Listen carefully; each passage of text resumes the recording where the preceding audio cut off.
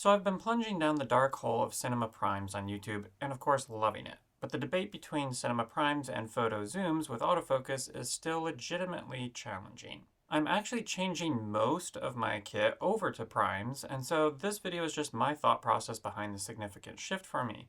I apologize for the fact that I will be kind of all over the place here. I'll try to make it as logical and helpful as I can, but I'm still rather sporadic. In the end, I hope it'll prove useful to you in some way. So zooms with autofocus are just plain convenient, and boy am I a sucker for convenience. I really don't like taking the time to swap lenses or lug extra lenses around to be able to swap. I'd rather have one lens on the camera that I use all day. Bummer for the move that I'm making right now, right? So I've historically shot mostly zoom. And yet, I really love the character and artistry that quality prime lenses tend to produce. It seems to be easier to find sets that have specific distinguishable characteristics about them, while I have found that most zooms tend to be clinical or lackluster in their image. They're made for convenience and practicality rather than character. So for me, it comes down to convenience on set versus a look that I like a little bit better in post. Since getting the new full-time job that I did, I will be reducing my corporate workload and focusing more on my documentary work. I want to be able to be a little more artistic and creative, and I'm therefore switching most of my lens kit to a vintage prime set. Now, as I've shared in other videos, I love the look and character of vintage primes, specifically the super multi-coated Takumars, and I am building out that kit. Here are 3 shots from a piece that I did where I mixed the use of my SMC Takumar Prime and my Sigma zoom lenses. In terms of lens characteristics, can you tell which was on the vintage Prime and which 2 were on the modern Sigma zoom? Which do you like better? Now, admittedly, these are personal preferences of the filmmaker and largely subjective, but I can say from experience that the lens choice plays a big factor, at least for me, in the kind of fun I have on a project. Now, in case you're wondering, these 2 shots are the modern zoom lens shots, and this one is the vintage prime. Was it enough to tell a difference? Honestly, the Takumars are the most fun lenses I have ever shot with, and I love the look that they give an image. Having fun on set adds to the creative juices and inspiration and often leads me to better results.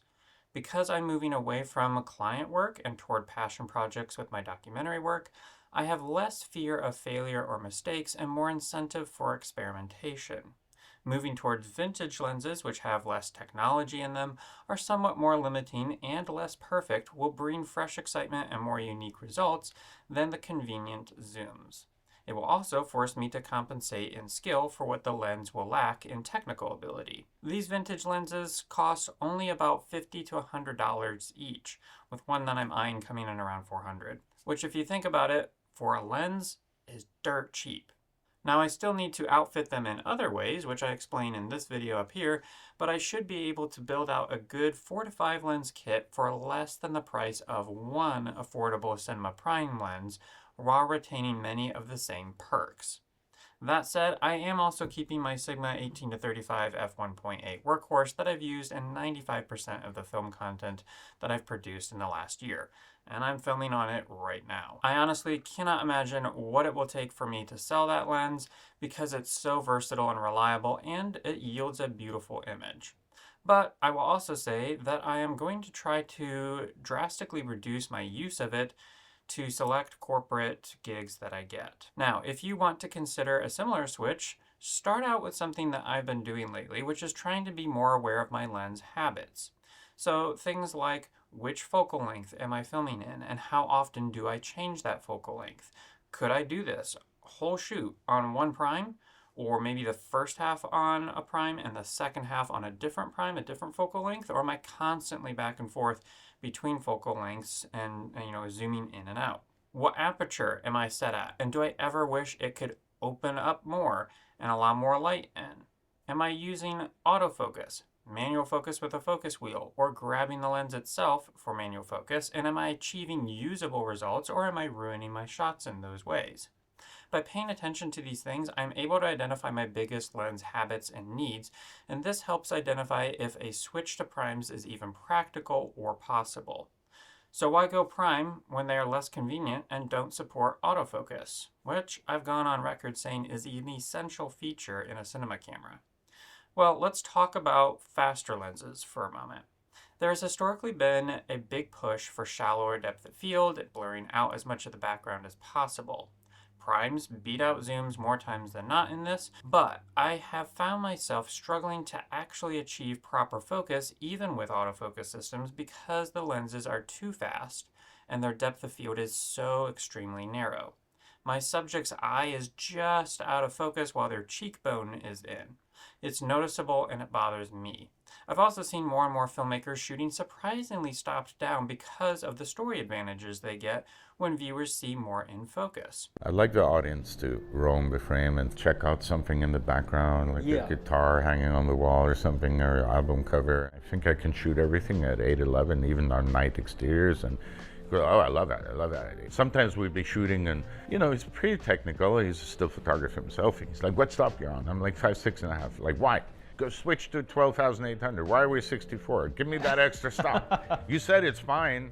So we did it, and we never had really problems with it. Honestly, I'd rather have more of a chance of keeping my subject in focus than being able to shoot in lower light. Personal preference, admittedly, since I'm often using my own lights on set, they aren't at full power, so I've got more play in the amount of light I'm able to pump into an image and compensate with aperture. I also believe viewers appreciate proper focus, and with more in focus than super shallow depth of field and a face being just a hair too soft. How about autofocus? Now, I do stand by my statement that autofocus is an essential feature on a cinema camera. I use it and will continue to use it as long as I can tell.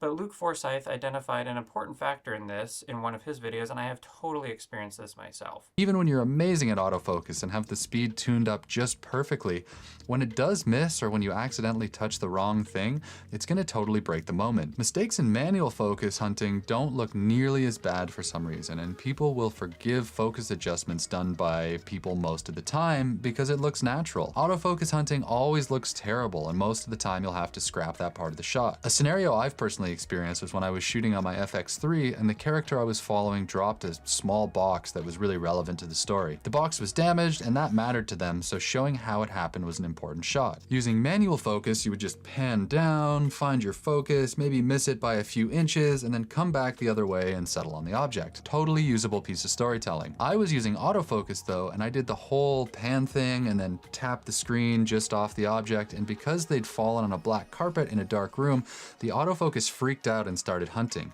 There was no salvaging that shot, and it sucked. Look at these two examples. I think there is only one frame in this whole shot that is actually in focus, but it made the final film, and I think it works really well.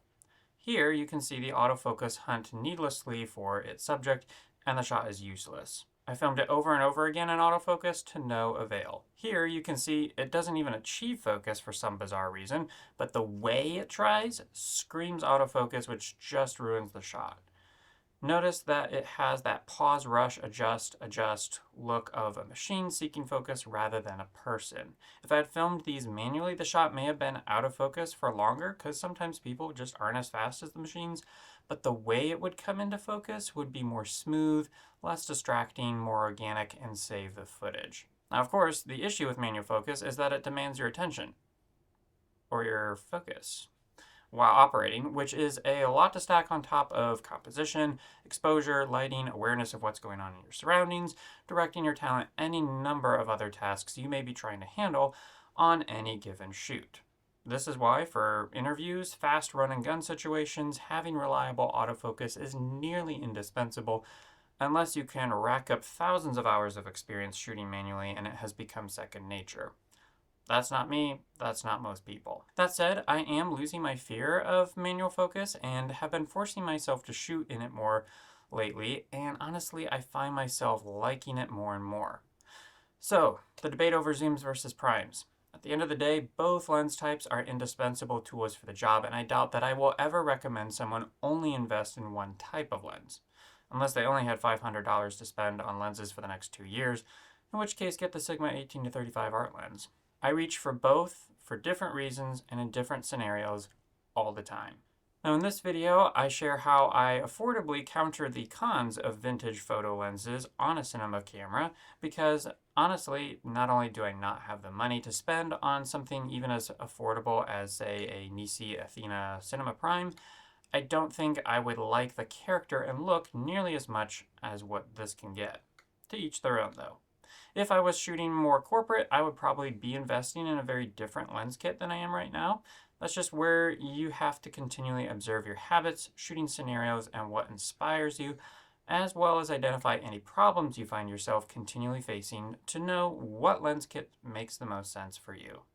Well, I hope this video was helpful for you because though I won't be seeing you in the next one, you're sure to see me. Rough.